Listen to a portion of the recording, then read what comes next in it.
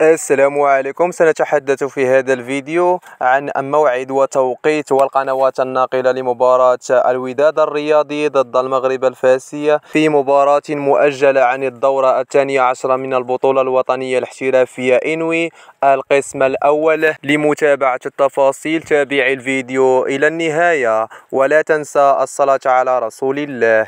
السلام عليكم. يحتل فريق الوداد الرياضي المركز الرابع في ترتيب البطولة الوطنية الاحترافية إنوي برصيد 24 نقطة، بينما يحتل المغرب الفاسي المركز 11 برصيد 18 نقطة.